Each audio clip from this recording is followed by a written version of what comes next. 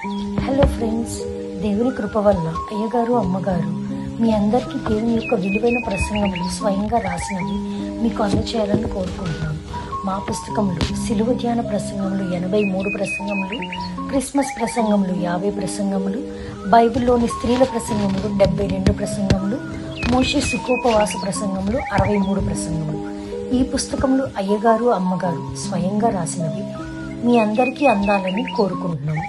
మా పుస్తకములు కావాల్సిన వారు కాంటాక్ట్ అవ్వాల్సిన numbers: Bapatla reverend doctor P Jaipal గారు, ఫోన్ నెంబర్ 9866412025.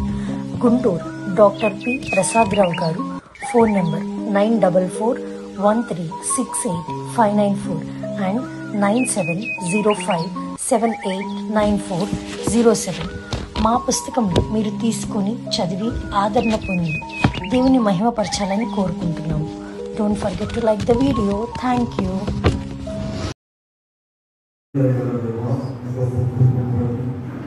నీవు ప్రేమించిన నీ పిల్లలైన మమ్మలను మీ ఆలయంలో చేసిన తండ్రి, ఇదిగో నీ మాట వినగూర్చున్నాము. మాకు మాట్లాడు వాక్యమైతే స్నామన్నా నిన్ను పెట్టుకుని ప్రార్థిస్తున్నాము. ఆమె నీకిష్టులైనట్టి లోకవాసులకు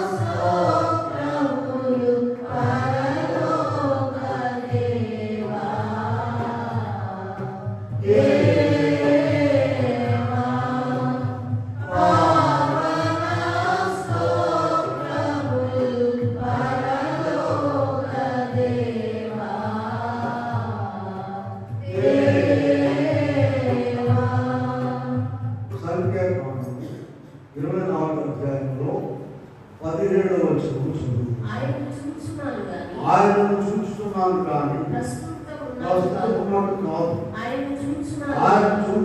కానీ సమీపమున్నట్టు కాదు. నక్షత్రం యాకోబులో లేచింది, రాజులను ఇశ్రాయేలులో లేచింది. అది మోయాబు ప్రాంతం అనుకుంటుంది. కలహీనులందరినీ నాశనం చేయు. ప్రియమైన దేవుని బిడ్డలారా, ప్రభునామమున కృపా సమాధానములు దేవుడు మీకు అందరికీ అనుగ్రహించునుగా. ఆమేన్. మరి ఇక్కడ మన ఆలయంలో జాన్ బాబు అనుష చాలా పెద్ద ఎత్తున డెకరేషన్ కార్యక్రమాలు జరిగించారు. వాక్యం చెప్పేటప్పుడు ఆత్మ చెప్పారు. ఎందుకంటే మరి కరెంట్ లైట్ల మీద పోదు మన మనసు, వాక్యం మీద ఉండదు, మనోనిలా ఉండదు. దయచేసి మీరే భయపడబాకండి. వాక్యం అయిపోగానే లైట్ వేస్తాం, చూడవచ్చు. కనుక వాక్యం వినండి దయచేసి. చూడండి, ఇక్కడ దేవుడి మాట, దేవుడి యొక్క ప్రత్యక్షత, దేవుడు ఎలా ఉంటాడనేటువంటిది ఇది మనం చూద్దాం.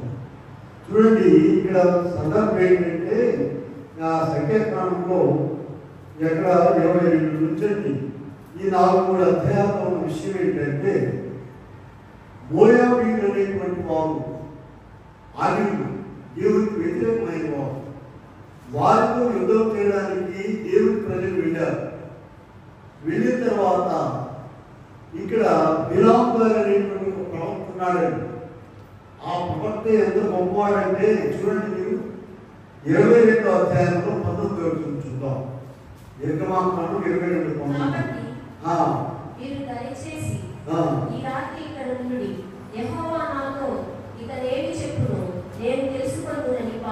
దేవుడి దగ్గర జవాబు పొంద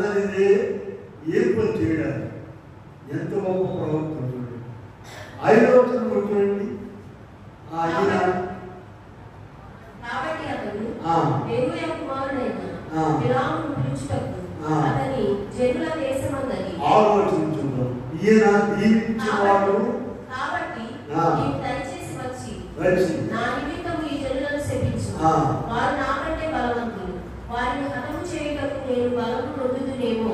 అప్పుడు నేను ఈ దేశంలో నుండి వారిని తోలివేయుదు. ఏలైనా నీవు దీవించువాడు దీవింపబడు, శపించువాడు. దయచేసి వినండి వాక్యం. బిలాము ప్రవక్తకు ఉన్నటువంటి ప్రత్యేకతలు ఏంటంటే, ఒకటి నంబర్ 1, ఆయన ఎవరిని దీవిస్తాడో వాడు దీవించబడతాడు, ఆయన ఎవరిని శపిస్తాడో వాడు శపించబడతాడు. రెండో విషయం ఏంటంటే, దేవుడి దగ్గర కనుక్కోకుండా ఏ పని చేయడానికి దేవుడు చెందేచాడు. ఇటువంటి గొప్ప ప్రవక్త బయలుదేరి దేవుడి ప్రజలను శపించడానికి బయలుదేరాడు. ఎందుకంటే ఈ మాట అందరికీ తెలుసు. ఆ ప్రాంతంలో దేవుడి ప్రజలకు అన్యులందరూ కూడా తెలిసేమని, ఈయన గొప్ప ప్రవక్త అని, ఈయన ఎవరిని శపిస్తే వాడు శపించబడతాడని, ఎవరిని దీవించితే వాడు దీవించబడతాడని ఆనందం లేదు. అందుకని ఈ అన్యరాజు అయిన మోయాబు రాజు కూడా ఏం చేశాడంటే, బాగా డబ్బులు ఇచ్చి బైబిల్ ఏముంటుందంటే సోలిసు ఇచ్చి పంపించాడు అఫీషియల్స్. ఆయన తీసుకెళ్ళాయా, ఆయన వీళ్ళందరూ దూషిస్తాడేమో, శపిస్తాడు అని చెప్పి తీసుకురమ్మని పంపించాడు. సరే, దేవుడు చెప్పి వెళ్ళొద్దని చెప్పాడు.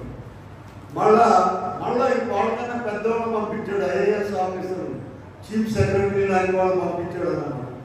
పంపిస్తే ఈ 2 వెళ్ళేటట్టున్నాడని దేవుడు ఏం చేసే కాదని, నువ్వు వెళ్ళు, కానీ నేను చెప్పిన మాటే చెప్పాలి నువ్వు అక్కడ అన్నాడు.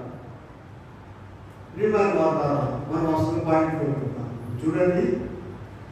అసలు బిలాము ప్రవక్త దేవుడి ప్రజలకు వ్యతిరేకంగా మాట్లాడడానికి వెళ్ళాడు.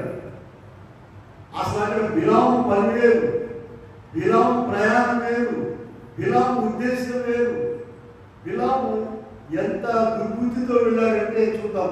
చూడండి, బైబిల్లో 2వ పేతురు పత్రికలోకి వెళ్దాము. 2వ పేతురు పత్రికలో ఎక్కడ బిలాము గురించి ఎలా రాశారో చూడండి. 2వ అధ్యాయంలో 15-16 వచనాలు. తిన్నని మార్గము విడిచి బిలాము పోయిన మార్గము త్రోవ తప్పిపోయి బిలాము దుర్నీతి వలన కలుగు బహుమానమును ప్రేమించెను. అయితే తాను చేసిన అతిక్రమము నిమిత్తము గద్దింపబడెను. నోరు లేని గార్ధము మాట్లాడి వెర్రితనమును అడ్డగించెను.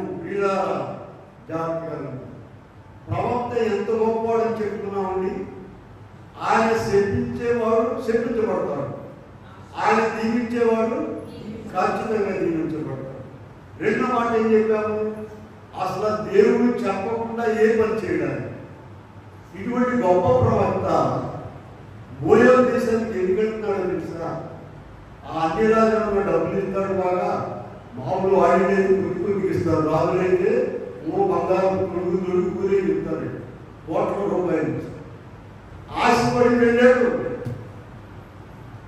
పిల్లారా, ఇక 7 బలిపీఠాలు కట్టమన్నారు. కట్టి వాళ్ళని దూషించమంటుంటే వాళ్ళని దీవిస్తున్నాడు. ఎవరిని? మోయాబు యొక్క శత్రులు. మోయాబు శత్రులు ఎవరైనా చెప్పండి? మనవాడు ఇశ్రాయేలీ. వాళ్ళని దీవిస్తున్నాడు. 3 చోట్ల అయిపోయింది. 7 బలిపీఠాలకి 10 బలిపీఠాలు కూడా కట్టిస్తాడు రాదు. 7 పుట్టేళ్ళు, 7 బలిపీఠలు, 24 బలిపీఠలు ఏం చేస్తాడు ఆయన. ఇలా ఆ సందర్భంలో ఒక బలిపీఠం మీద ప్రభు ఈ వాక్యం ఇచ్చారు. చూడండి, సంఖ్యాకాండం 24వ అధ్యాయంలో 17వ వచనం చెప్తున్నారు. ఏమని? ఆయనను చూస్తున్నాను కానీ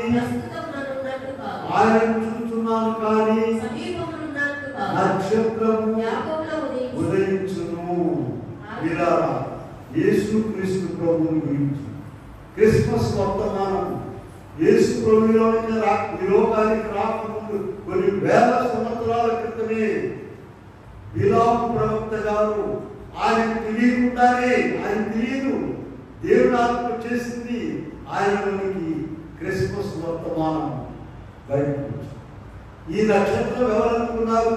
చూడండి, ప్రకటన గ్రంథం ఇందాక చదివాం ఆరాధనలో, చివరి పేజీలో చదవండి. చివరి పేజీ ఇందాక ఆరాధనలో చదివాం కదా. అలా ఆలోచన ఈ సంగతుల గురించి మీకు యేసును నేను పంపినాను. దావీదు వేరు చిగురును సంతానము ప్రకాశమానమైన వేపు చుక్కనై ఉన్నాను. ఆ ప్రకాశమానమైన వేపు చుక్క యేసుప్రభువే. ఈనాడు అందరూ స్నానం పెట్టుకున్నారు కదండి. స్నానం చెప్పండి, యేసుప్రభువే. సరే, తూర్పు దేశం గ్రామం దగ్గరికి వెళ్దాం. చూడండి, అది కూడా చదవండి. మత్తయి సువార్త 2వ అధ్యాయంలో ప్రారంభంలో తూర్పు దేశం గ్రామంలో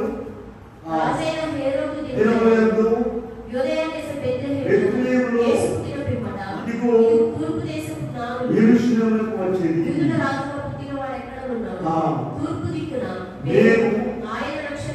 చూచి ఇదిగో 3 నక్షత్రాలు చూపించారు. బిలాము గారు యేసు ప్రభు అసలు ఈ లోకానికి రాకముందే కొన్ని వేల సంవత్సరాల క్రితమే ఈ నక్షత్రాన్ని చూశారు. ఆ నక్షత్రం ఏంటో ప్రకటన గ్రంథము చివరి పేజీలో చూచాము. ప్రకాశమానమైన వేపు చుక్కను నేను అని చెప్పాడు ప్రభు. ఇది అదే నక్షత్రము, తూర్పు దేశం జ్ఞానం. మత్తయి సువార్త 2వ అధ్యాయం. వాళ్ళను కొన్ని వేల మైళ్ళ దూరం నుండి, ఎప్పుడు సంగతి అండి, 2000 సంవత్సరాల క్రితము, దారి లేదు, నౌక లేదు, రైలు లేవు, ఏమీ లేని కాలంలో వాళ్ళు అరణ్యాలు పట్టుకుని నక్షత్రం ఎలా వెళ్తే అలా వచ్చేస్తారు ప్రభు గారు. ఇలా ఇందులో ప్రభు మనకి ఇచ్చేటువంటి వర్తమానం ఏంటంటే, మానవులు లోకము వారి చిత్తం నెరవేర్చుకుంటున్నా, వారి చిత్తం నెరవేర్చుకుంటున్నా, ప్రభువు దూరమైన, ప్రభువుకు వ్యతిరేకమైనా సరే ఆయన వారి జీవితాల్లోకి వచ్చి, ఈ లోకంలోకి వచ్చి వారిని వెలిగించారు. చూడండి, ఇక్కడ అసలు బిలాము గారి ప్రయాణం ఏంటండి? మోయాబు దేశానికి ఎందుకు వెళ్తున్నాడు ఆయన? క్రిస్మస్ వర్తమానం చెప్పడానికా? కాదు. ఆయన ప్రయాణం వేరు, ఆయన పని వేరు, ఆయన ఉద్దేశం వేరు. పైగా దేవుని ప్రజలను శపించడానికి వెళ్తున్నాడు. ఎందుకు శపించడానికి వెళ్తున్నాడు చెప్పండి? డబ్బులు ఇస్తామంటే ఎవరైనా 3 ఏళ్ళు దాటి వెళ్ళిపోతాడు. ఎవరైనా 100 రూపాయలు సంపాదిస్తాము. వీళ్ళ డబ్బుల కొరకు ఆ బిలాము చేసిన తప్పేంటో మీకు చూపించాను. 2వ పేతురు పత్రికలో స్పష్టంగా ఉన్నది. దుర్నీతి వలన కలుగు బహుమానములు. 2వ పేతురు పత్రికలో 2వ అధ్యాయం 15-16 వచనాలు. బిలాము ప్రవక్త చేసిన పొరపాటు. వీళ్ళ ఇప్పుడు లోకంలోనికి ముందరగా పోతాం. లోకంలో కూడా, ఈ లోకంలో ఎంతో గందరగోళము, గద్దల లోకం ఇది. పాపలోకము, పాప ఫలితమున్న లోకము, అక్రమము విస్తరించిన లోకము, దిక్కు దశ లేనటువంటి లోకములోనికి ఆయనే వచ్చారు. ఎవరు రమ్మని చెప్పరాయన. ఇదిగో మాత్రం ఆదికాండంలో మనం చూడండి, 3వ అధ్యాయంలో, ఆదికాండం 3వ అధ్యాయంలో 15వ వచనంలో చూడండి. అక్కడ నీకును స్త్రీకి నీ సంతానమునకు వైరం కలుగు చేసేదను. ఈ వాక్యము అసలు దేవుడి లోకానికి వస్తాడని చెప్పిన వాక్యం అని చాలా మంది సేవకులకు తెలియదు, అసలు విశ్వాసులకు తెలియదు. దైవజనులు చక్కగా రాశారు. పాడండి. అవ్వకిచ్చిన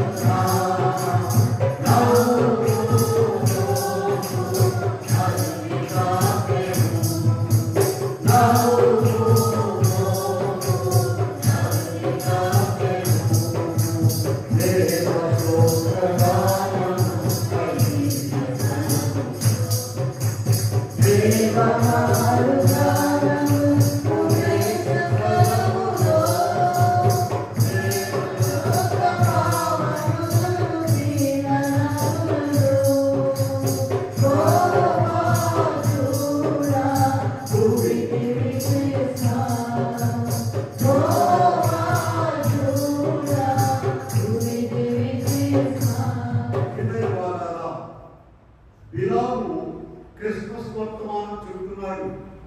నక్షత్రాన్ని చూశాడు. యేసుప్రభు రాకముందు కొన్ని వేల సంవత్సరాల పూర్వమే.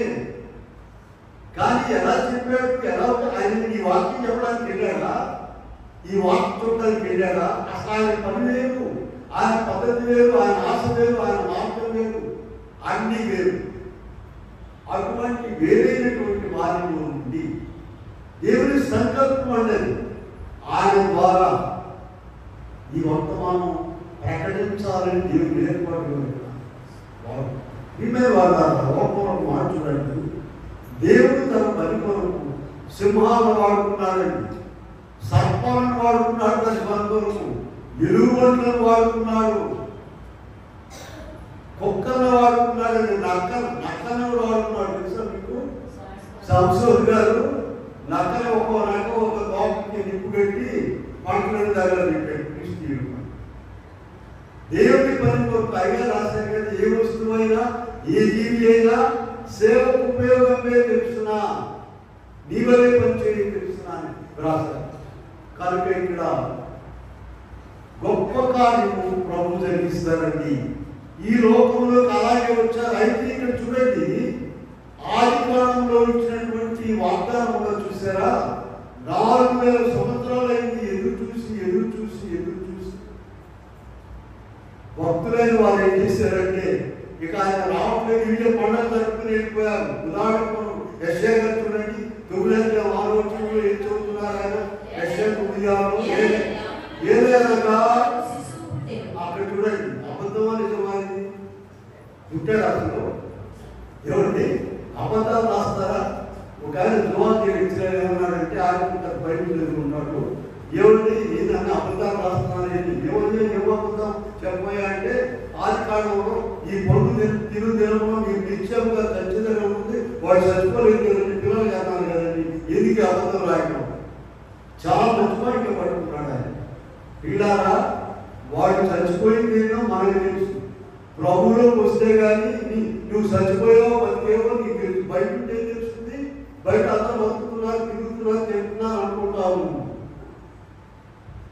రామకృష్ణ గారికి జుమాన్ తెలియచారు, మొక్కలే కదా అడిగాడు.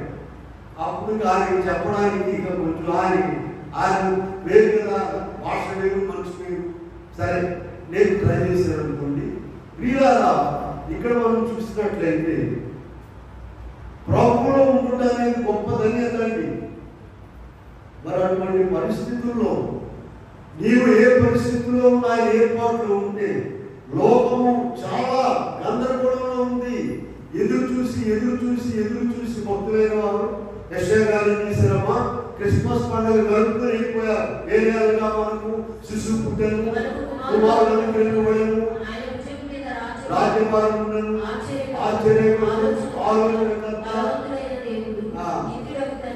ఎవరికైనా ఒక బాబు గారు పుట్టారంటే వెళ్తే, ఆ ఎక్కడుందమ్మా, ఎక్కడ ఎలాగా ఉందా, నాలుగు ఉందా, ముక్కుందా, బాగుందా, అందంగా ఉందా, అమ్మలాగా ఉందా, నాన్న ప్రశ్న ఎన్నో ప్రశ్నలు. అలాగే మీరు చూడండి, పుట్టాడు బాబు అన్ని చూసి మనకు రాసేస్తారు. అయితే కాలం సమీపంగా గలతీ 4:4 చూడండి, గలతీ రాసిన పత్రిక 4:4 ఒక మాట రాస్తారు. అయితే కాలము సమీపమైనప్పుడు దేవుడు తన కుమారుని పంపెను. చూసారా, ఆయన కాలం అప్పటికి సమీపమైందండి, సంపూర్ణమైంది. మన కాలంలో అయితే ఆయన ప్రత్యక్షంగా ఉంది. అయితే అప్పటి నుండి ఇప్పటి వరకు కూడా లోకంలో గమనించే వాళ్ళు, పట్టించుకునే వాళ్ళు. చూడండి, యెషయా 53 అధ్యాయంలో యెషయా గారు శిలువ శ్రమల కాలాన్ని అన్ని రాసుకుంటూ 2వ వచనంలో ఏం రాశారు చూడండి. లేత మొక్క వలె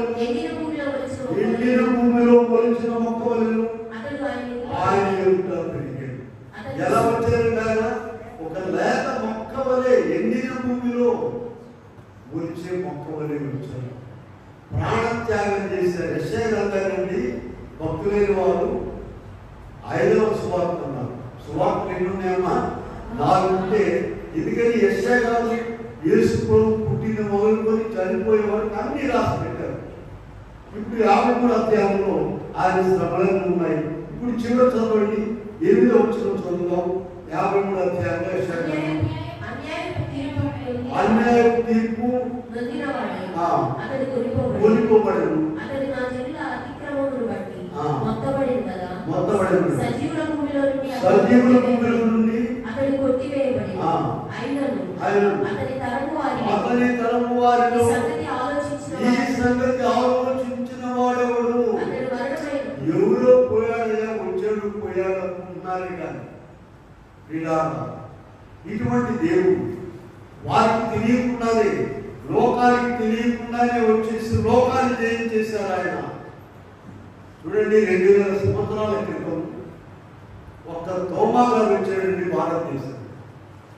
2000 సంవత్సరాల క్రితం ఆయన 12 మంది శిష్యులు ఒక ఆయన. అప్పుడు భారతదేశంలో ఎంతమంది క్రైస్తవులు ఉన్నారండి? తోమా గారు అక్కడే. ఇవాళ ఏ పట్టణంలో లెక్క పెట్టినా కూడా ఇది ఏంటండి, ఈ తెల్లవడం నల్లవడం వ్యాపకం చేసేది కాదు. దుప్పటి నుంచి అన్నాలు పెట్టి వ్యాపకం చేసేది అని అనుకుంటారు. ఇక్కడికి రాలేదు, పొరపాటు అండి. అద్భుత కార్యాలు ఎలా అప్పట్లో షిప్పులు లేవు, విమానాలు లేవు, ఆ పడవలు ఈ పడవలు కొట్టి ఎక్కడ తెచ్చిపోతాం వాళ్ళకి తెలియదు. మహాసముద్రాలు దాటుకుని వచ్చాడు ఇండియాకి. ఆయన పని ఏంటంటే దేవుని పని, దేవుని శక్తి. అక్కడే మొదలు పెట్టాడు. కేరళలో సముద్ర పోటును అక్కడ వీళ్ళందరూ కొంతమంది మంత్రం చదువుతూ నీళ్ళు ఎగరేస్తున్నారు. సముద్రంలో పొద్దున్నే నీళ్ళు ఎగరేస్తుందని నీళ్ళు పోయి చెప్పాడంట. తోమగారు వెళ్ళి అట్లా ఎగరేయడం కాదు, ఎగరేసినప్పుడు ఇక్కడే ఉండాలి, నీళ్ళు కింద పడకూడదు. ఎగరైనా నీళ్ళు ఏమవుతుందేమో నీళ్ళలో పడదు. అట్లా కాదు, నేను ఎగరేస్తా చూడండి. అన్ని భాషలు మాట్లాడేది ఎక్కడికి వెళ్తే అక్కడ. తోమగారు నీళ్ళు ఎగరేస్తే ఇక్కడే ఉన్నాడు. అవి పట్టుకున్నా కూడా నీటి పొడగలాగా ఆడే ఉంటుంది, కిందకి రావట్లేదు. వీళ్ళ అక్కడే మొదలయ్యారు శిష్యులు మొదలుకొని.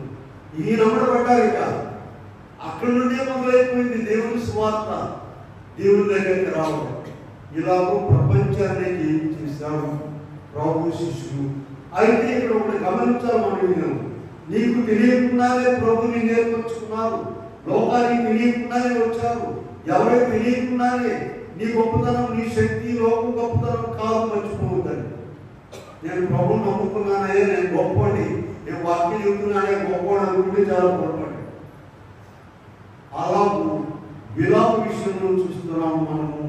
అలాగే మానవ జీవితాల్లో కూడా చూడండి, ఎవరి బోధలో వాడు ఉన్నప్పుడు, ఎవరి బ్రతుకులో వాడు, ఎవరి తిప్పలో వాడు, ఎవరి గందరగోళంలో వాడు ఉన్నప్పుడు ప్రభు వచ్చారు. బెత్లెహేములోకి వెళ్దాం ఒకసారి చూడండి. బెత్లెహేములో ప్రభు పుట్టినప్పుడు లూకాసు వార్త 2వ అధ్యాయం చూడండి. వారు అక్కడ ఉన్నప్పుడు 2వ అధ్యాయం, లూకాసు వార్త 2వ అధ్యాయం చూడండి. ఎక్కడ చదువుకున్నారు? 6వ వచనం. వారు అక్కడ ఉన్నప్పుడు ఆమె ప్రసోదనము నిండిన కనుక కుమారుని కని పొత్తిగుడ్డలతో చుట్టి సత్రంలో స్థలములేనందున పశువుల తొట్టిలో పట్టుకొని పెట్టారు. అందరూ కూడా ఎవరు గోలవాళ్ళు ఉన్నారు, పేరు నమోదు చేసుకోవడానికి బస ఏర్పాట్లు ఎక్కడ ఉండాలో ఏంటో.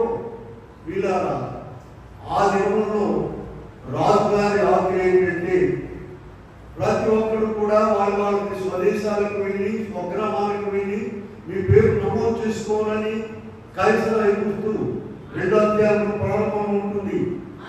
ఆజ్ఞ ఇచ్చారు.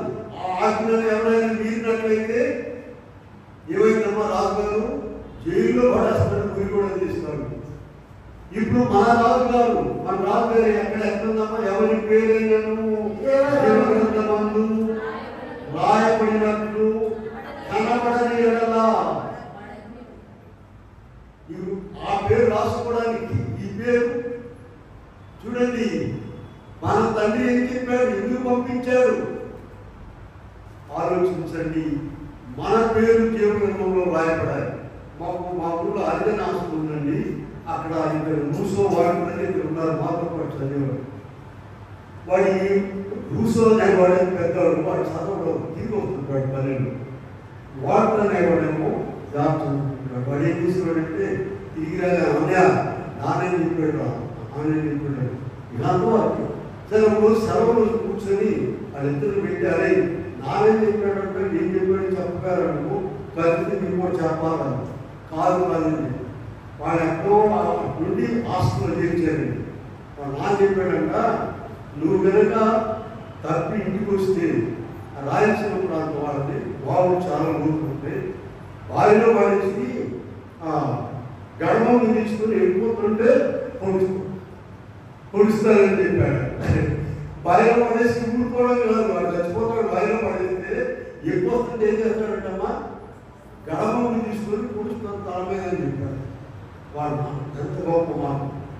మన నాన్న ఏం చెప్పాడు పూజారు ఏమో మా డాడీ ఏం చెప్పాడు, ఎవరి పేరైనాను జీవగ్రంథమందు కనబడని ఎడల భయంకరమైన అగ్నిలో మంచుకు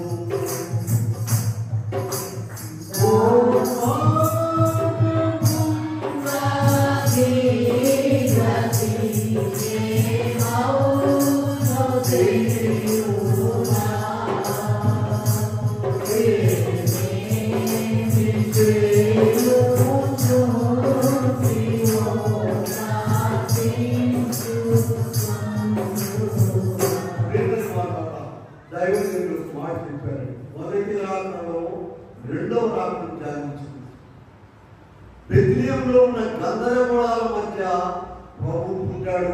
అందరూ ఏమనుకున్నారండి, ఆ ఎవరో దిక్కులేను ఒక అబ్బాయి పుట్టాడే, ఆయన పడుకోబెట్టడానికి స్థలం లేక పశువుల తొట్టిలో పెద్దంటే తెలిసిన పశువుల తొట్టిలు మీకు ఒక 50-60 పరుగుళ్ళు ఉన్న వాళ్ళకి మనం పడుకునేంత తొట్టి ఉంటుంది నీళ్ళు తాగడానికి. మీకు తెలుసు లేదు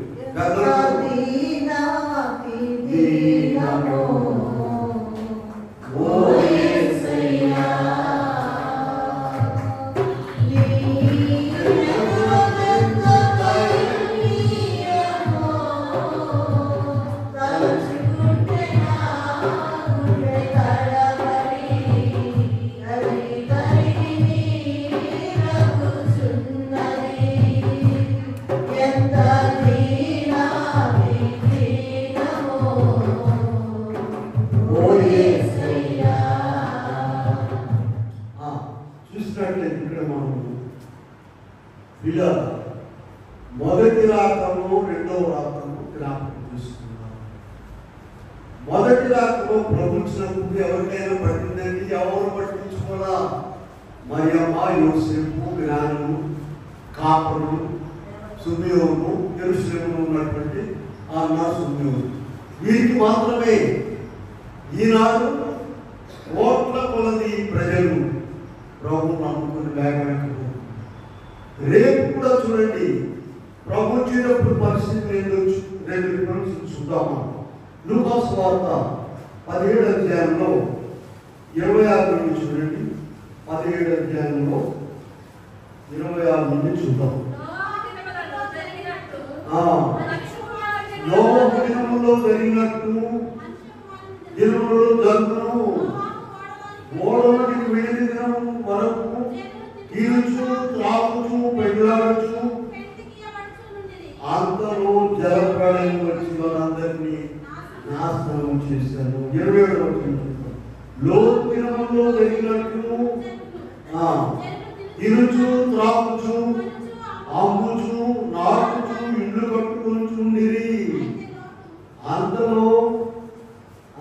లోతు సొదొమ విడిచిపోయిన దినమున ఆకాశం నుండి అగ్ని గంధకములు కురిసి నాశనం చేసిన ప్రియ. ఇంకో బైబిల్లో, నీ బైబిల్లో ఉన్నామా? ఆయన యొక్క రాకడ ఎలా ఉంటుందో చూడండి. మొదటి రాకడ వచ్చినప్పుడు ఎవరో పట్టించుకోలేదు.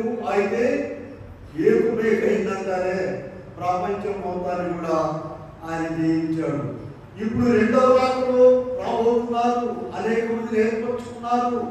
నామకార్థమైన వారెవరో, భక్తి గల వారు అని చెప్పుకుంటూ భక్తి లేని వారెవరో. పిల్లల ఇక్కడ ఒక మాట చూడండి. నోవహు ఓడలోనికి వెళ్ళిన దినం వరకు జనులు తిరుచు త్రాగుచు, ఇక్కడ బాగా ఉంది కానీ నోవహు కుటుంబాలు తింటలేదా, వాళ్ళు తాగలేదా, వాళ్ళు పెళ్లి చేసుకోలేదా? చేసుకున్నారు. వాళ్ళు కూడా తింటూ ఉన్నారు. అయితే ప్రభు మాటలు జాగ్రత్తగా పడుతున్నారు. ప్రభు మాటలు ఈనాడు మనకు కూడా ప్రభు ఒక మాట చెప్పారు. ఆయన రెండవ రాకడలో రాబోతున్నారు. పెళ్లి కుమార్ దగ్గర నుండి రావాలండి, గదిలో నుండి రావాలి. నీవు 2 పూట్ల 3 పూట్ల దైవ సన్నిధిలో ఉంటే ప్రభు నిన్ను తయారు చేస్తాడు. నువ్వు కూడా తినండి, తాగండి, మాంసాలు తినండి, ఏమైనా చేయండి. అయితే సిద్ధపాటు మర్చిపోవద్దు. వీళ్ళందరూ కూడా 8 మంది అండి. వాడు నోవహు, ఆయన భార్య, 3 కొడుకులు షేము, హాము, యాఫీరు, ఆయన భార్యలు 8 మంది తింటున్నారు, తాగుతున్నారు. లోకంలో అందరూ ఎడపకుండా పలకరిస్తారు కదా, మా బాగున్నారమ్మా, ప్రార్థన చేయలేరా, వచ్చారా, మీ పండుగ కూడా అనుకుంటారు. చెప్పాలి పడకమండి.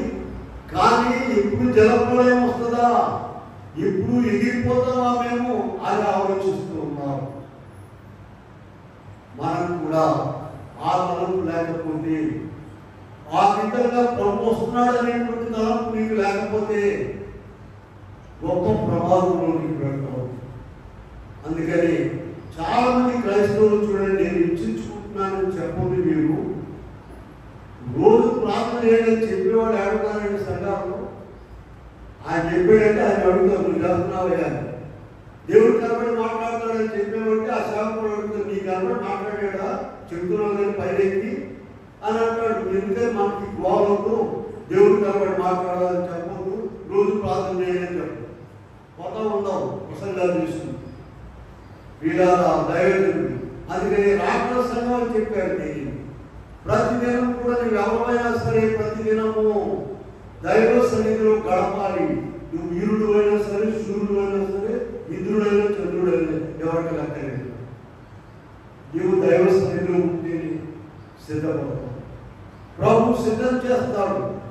కనుక ఇక్కడ చూడండి, అలాగే 17వ అధ్యాయంలో ఉన్నాము. లూకా సువార్తలో చదివాము. మరి 32వ వచనంలో చూడండి, 17వ అధ్యాయంలోనే లోతు భార్యను జ్ఞాపకం చేసుకుని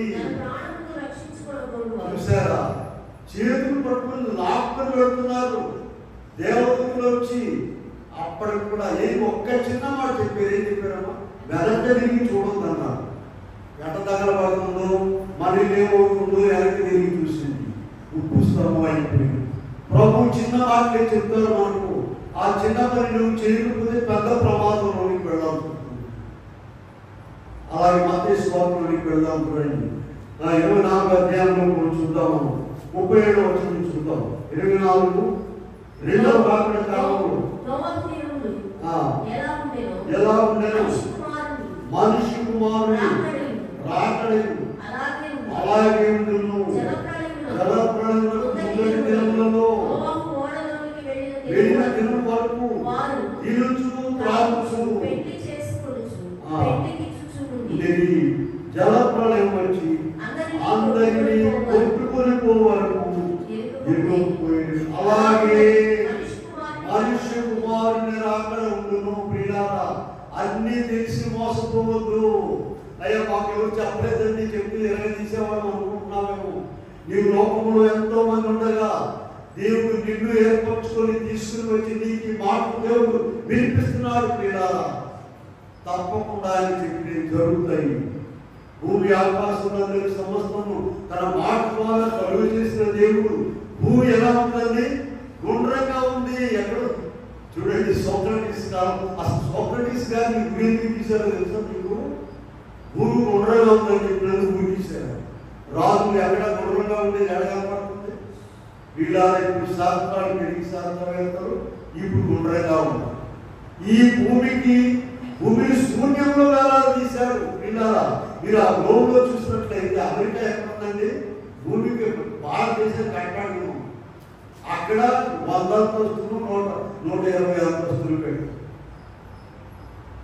ఈ భూగోళమును తన మాట ద్వారా కలుగు చేసిన దేవుడు ఆయన నడిపిస్తున్నాడు, కాపాడుతున్నాడు, బలపరుచుకున్నాడు.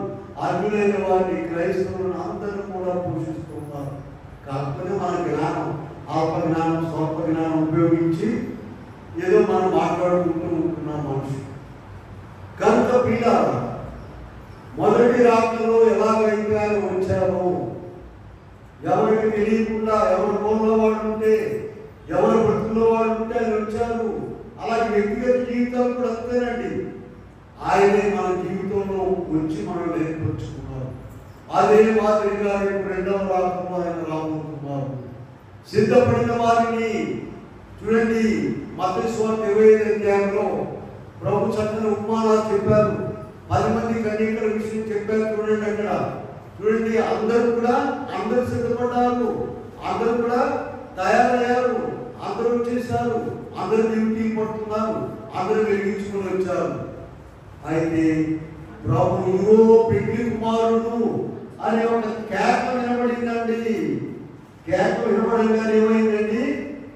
అక్కడ తేలిపోయింది వీళ్ళందరి యొక్క బ్రతుకు. ప్రారంభంలో ఉంటుంది చూడండి 10 మంది కన్యకల విషయం. చూడండి 9వ వచనం. అందుకు బుద్ధి గల కన్యకలు పైగా ఏంటండి, ఈ నూనె లేని వారు వాళ్ళని జరగడానికి ఇక్కడ సంఘాల్లో కూడా అంతే. చూడండి, నూనె ఏంటి? పరిశుద్ధాత్మ. పరిశుద్ధాత్మ లేని వారు సిద్ధపడే వాళ్ళని జడబడతారు. అమ్మ నేను కూడా వస్తాను ఉన్నాడు, రాజు పెట్టదు, నేను కూడా ప్రార్థనకు వస్తానమ్మా రాదు. ఇలా అటువంటి వాడు చదవకుండా చూసుకుంది. అప్పుడు వాడు ఏం జవాబు చెప్పారంటే, సిద్ధపడే కన్యకలు, అమ్మా ఈ నుండి మీకు మాకు సరిపోతు వెళ్ళి కొట్టులో అందరూ కొనుక్కొచ్చుకోండి అని చెప్పారు. వాడు వెళ్ళి వనమోచుండగా పెళ్లి కుమారుడు వచ్చాను.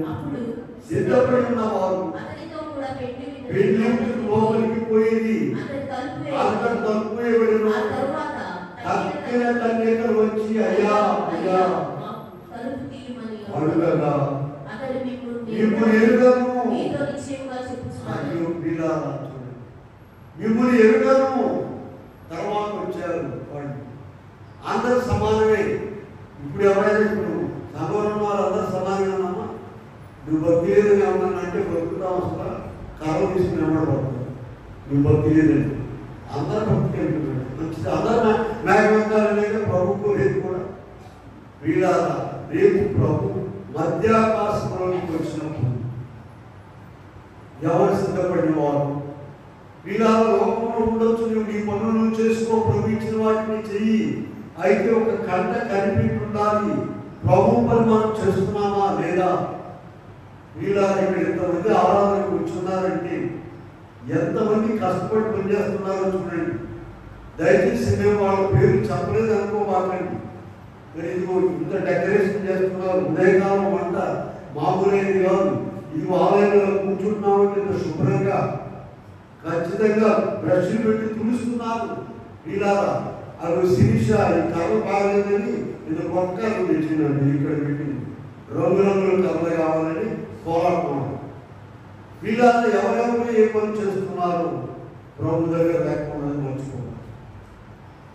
ప్రతిఫలం ఇచ్చేది ఆయన. ఒకవేళ నేను ఏదైనా చెప్పలేదు, ప్రకటన చేయలేదు అనుకుంటారేమో. వీటన్నిటిని బట్టి దేవుడు మనకు ప్రతిఫలం ఇస్తారు. ఆయన రాబోతున్నారు. వీళ్ళ క్రైస్తవులైన వారికి, అన్యులైన వారందరికీ కూడా లేనటువంటి గొప్ప భాగ్యము దేవుడు మనకి ఇచ్చారు. ఏంటంటే సిద్ధపడే విధానం ఇచ్చారు. గదిలో ఏం చేయాలండి? ప్రతిదినం కూడా 2 పూట్ల నీవు గదిలో లోక సంబంధమైన వాడు, పరలోక సంబంధమైన వాడు అన్నింటినీ దేవుడు ఇస్తాడు. ఆయన ఆ గది కొరకు చూడండి, ఉద్యోగంలో ఉన్నవారు కానీ పని ఉన్నవాడు ఊరుకుంటారండి, ఆఫీస్కి వెళ్తారు. అసలు ఉద్యోగం రావాలి కానీ వెంటనే పరుగులు ఎత్తుకుని వెళ్తారు. మరి దేవుని పని కొరకు, దేవుని ప్రార్థన చేయడానికి అలా ఎవరైతే గదిలోకి ప్రతిదినం వెళ్తారో వారు ఏం చేస్తారు చెప్పండి? ప్రభు వారిని సిద్ధపరుస్తారు. వెళ్ళడం ద్వారా కాదని సిద్ధపడతారు, ప్రభు వారిని సిద్ధపరుస్తారు. మనకు అనేక ఉదాహరణలు ఉన్నాయి. చూడండి, దానియేలు గారు ఎన్నిసార్లు ప్రార్థన చేసేవాళ్ళమా? రోజుకు 3 సార్లు 6-10 ఉన్నది చూడండి. దానియేలు 6-10 ఉన్నది చూడండి. 3 సార్లు ప్రార్థన చేశారు కనుక సింహాల భూమి నుండి ఆయన రక్షించబడ్డాడు. మనము కూడా రోజు 3 సార్లు ప్రార్థన చేస్తే చూడండి, మొదటి పేతురు పత్రికలో చివరి అధ్యాయంలో ఉన్నది. అక్కడ ఒక సింహం ఉన్నది, చదవండి.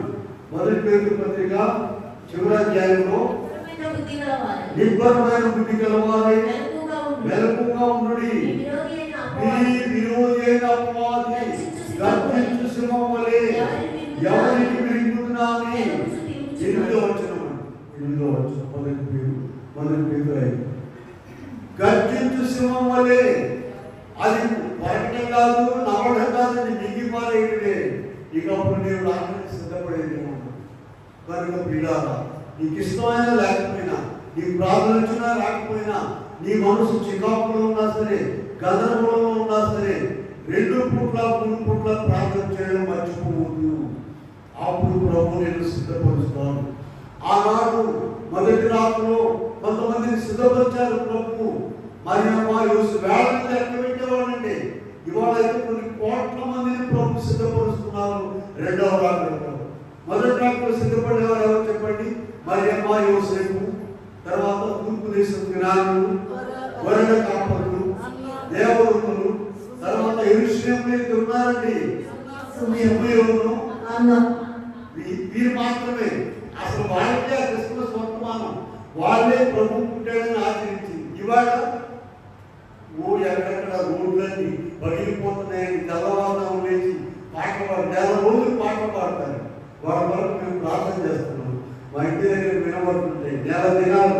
సరే, టిఫిన్లు కూడా పెడుతున్నారు. టైం చూడడానికి పోయి టిఫిన్ తింటున్నాము. వారికి ఉంటే లేకపోయింది. వీళ్ళారా మరి మా ఇంటి దగ్గర అమ్మాయి చెప్పాను, అమ్మ వాళ్ళు ప్రార్థన చేయమని. ఖచ్చితంగా 4 గంటలకు లేచి రోజు యేసయ్య పుట్టాడని పాటలు పాడు. వెళ్ళి వాళ్ళు పడుతుందా లేదా, ఆ వేసవి కట్టుకుంది ఎన్ని చెత్త ప్రశ్న మనసులో రాలేదు. అసలు అక్కడికి వెళ్ళి చలిగాలో పాటలు పాడుతున్నారంటే గుడికి వెళ్ళి ఎంత దీవెనండి, గొప్ప దీవెన. కనుక మనం కూడా ప్రభు కొరకు మన పనిని మనం చేసుకుంటూ ఆయన సన్నిధిలో కనిపెట్టినట్లయితే గొప్ప దీవెన ఆశీర్వాదాలు ఇస్తారు. అట్టి కృపాదేవుడు మనకు అనుగ్రహించుగా. ఆకలి పాట పాడుకుంటుండగా మనము కానుకలు సమర్పించుకున్నాము. చిన్న ప్రార్థన చేద్దాం. మమ్మల్ని ప్రార్థన ఎలాగైతే వచ్చామో ఎవరు లెక్క పెట్టలేదు. అయితే నీ మాటలు విలువైనవి కదా, కోట్ల మందిని సంపాదించాను. ఇదిగో మళ్ళా 2వ సారి రాబోతున్నావు. మీరు లోపస్తులాగా కలిసిపోయి ఉంటున్నాను. సిద్ధపడి బ్యాగ్ దయచేయమని యేసు నామములో ప్రార్థిస్తున్నాము. ఆమేన్.